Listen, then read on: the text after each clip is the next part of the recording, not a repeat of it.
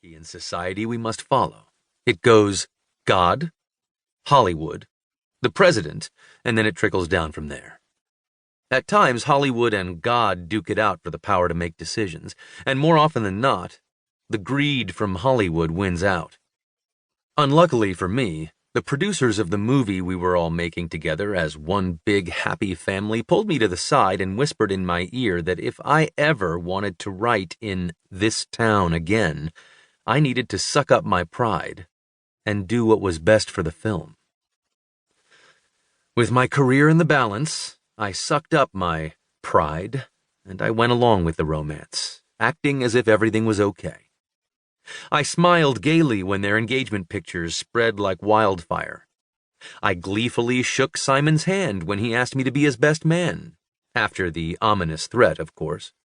And I even gave an enthusiastic thumbs up to a paparazzo when Simon's bachelor party was staged in Vegas. And now that I'm here, standing at the altar with my sniffling weasel of a best friend, all I can think about is how I'm not sure I can possibly take any more of this fanciful mockery of a union. When she's midway down the aisle, because Annalisa is living up this nauseating moment, the congregation breaks into joyous applause, as if she's Miss America taking her victory stroll, sash and flowers clutched dramatically to her bodice. The men next to me clap. The parents in front of me clap. The bridesmaids to the right of me tear up and, of course, clap. Trained actors at their finest.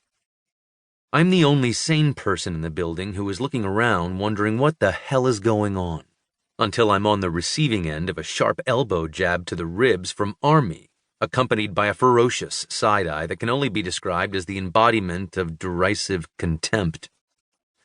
I lift my hands and offer a slow clap, laced in sarcasm.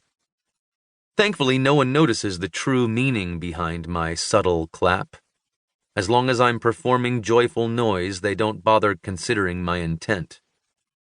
After what feels like half an hour, Annalisa makes it to the altar, kisses her dad on the cheek, and then sucks in a sharp breath as she makes a scene of giving her besotted groom a slow once-over. And because they are expert performers, she turns to the audience, friends and family, and gestures to Simon with her bouquet. Give our groom a round of applause. Have you ever seen anyone more handsome? The best man cleans up pretty well, but who am I to argue with the bride on her wedding day? Once again, the chapel rings with clapping, and as all eyes are on us, I smile and give Simon a few claps as well, while I envision his head between my hands, and instead of clapping my palms together, I'm slapping him right in those floppy, surgically pinned back ears of his. The chapel finally calms down, people take their seats in the sturdy pine pews, and the pastor begins his speech. I tune him out. Not quite in the mood to hear about how the happy couple is the model for a perfect marriage. Instead, I stare down at the light blue wingtip shoes that expertly match my light blue Armani tuxedo, Danny Kaye style. The shoes bring me back to a time I brought Annalisa to my Boyle Heights apartment, which was littered with friendly drug dealers and ruled by an unspoken agreement. You don't rat us out, and we won't murder you in your sleep. It was a deal I didn't mind taking. Annalisa was a struggling actress at the time, so she understood the need for low rent and didn't even think twice about where I lived. Instead, we cuddled up on the futon on my floor and streamed White Christmas. I marveled at the timeless storyline, and she sighed over the costumes, declaring that one day she was going to marry a man who wore a suit that matched his shoes. I promised her that on her wedding day, I'd make that happen.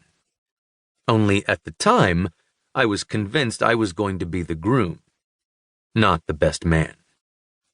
The couple has prepared their own wedding vows, the pastor says with an impressed lilt to his voice.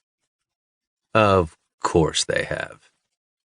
Bet they didn't actually write the vows themselves.